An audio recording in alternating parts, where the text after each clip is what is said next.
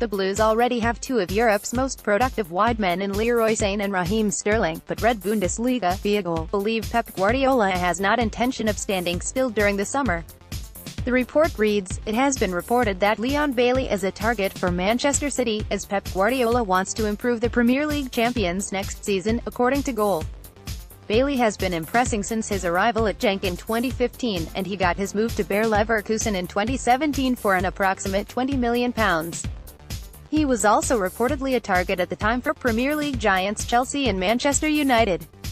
Read, "I'm living the dream," says Jesus Read, "Things we love." Guardiola is said to be looking at young talent for next season as he looks to build the city's end so they can compete both domestically and on the European stage.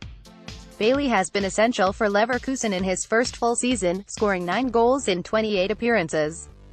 Die Werkself currently sit 5th place in the Bundesliga with 2 games to go, just a point off Hoffenheim occupying the last Champions League spot and 6 points off second-placed Schalke 04.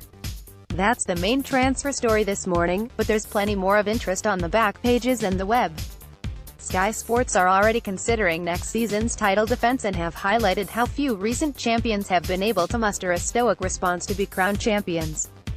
Tuesday, May 1, 2018, 2:39 p.m. They write, right from their opening weekend defeat at home to Burnley, Chelsea appeared off the pace under Antonio Conte. At least, the Italian looks set to last the season. That is more than Claudio Ranieri managed at Leicester in the previous campaign and more too than Conte's predecessor at Chelsea, Jose Mourinho. 9 teams in a row have now failed to retain the trophy. Not since Gary Neville's Manchester United won it in back-to-back seasons between 2007 and 2009 has the feat been achieved, and United's last attempt at retaining their title saw them finish 7th. The good news for Manchester City is that there is no danger of Pep Guardiola being complacent.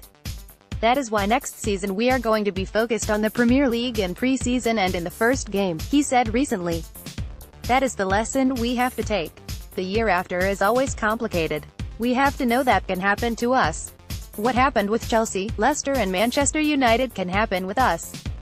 That is why I have to be prepared." Sticking with the boss, The Mirror, and several northeastern outlets, have this morning picked up on Pep's revelation that he wanted to play for Newcastle United. The main reason was his admiration for Sir Bobby Robson. The feature reveals his hopes, however, were dashed.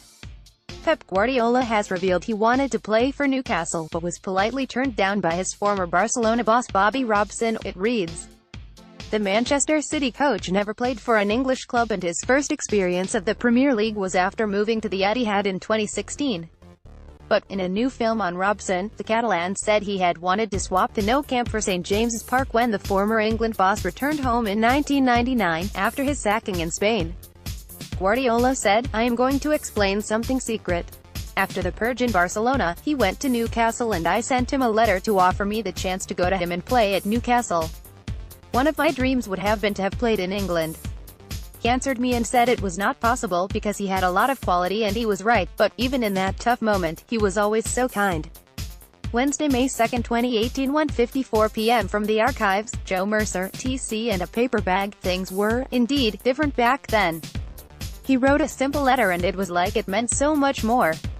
Bobby is one of the nicest people I have ever met in my life, moving down under and recognition today for 3 of Melbourne City's brightest talents with the A-League equivalent of the PFA Awards as the official website reports. Melbourne City trio Luke Bratton, Bart Schenkeveld and Daniel Arzani have been named in the Professional Footballers Australia PFA, a league team of the season.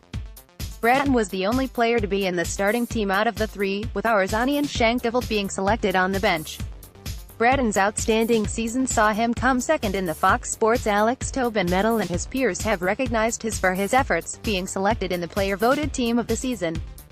Arzani's season speaks for itself, being voted the Young Footballer of the Year and dazzling with his sublime skills on the ball during his breakout season.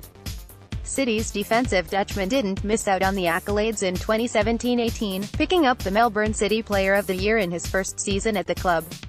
Finally, Nick Cushing's side travel to Bristol this evening for a crucial league game and the host's official website preview the clash. Manchester City women were 2-0 winners when the sides last met in the Conti Cup quarter-final, in December, at the GFA.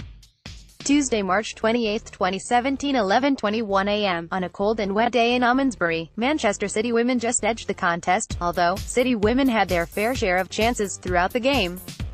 The Vixens returned to Bristol having secured all 3 points during their last outing away at Sunderland ladies. Goals from Lauren Hemp and Millie Farrow gave Bristol City women the victory. Sophie Bagley made a string of excellent saves in the final 20 minutes to deny the Black Cats an equaliser. Manchester City women were knocked out of the Champions League on Sunday, thanks to a goal from former right-back Lucy Bronze, meaning Nick Cushing will now be firmly focused on retaining their WSL1 title. Can we do it on a cold wet night in Almondsbury? Follow updates on mancity.com later to find out. If you want to relive the best moments from a truly memorable season, visit our beautiful football hub, mancity.com/beautifulfootball.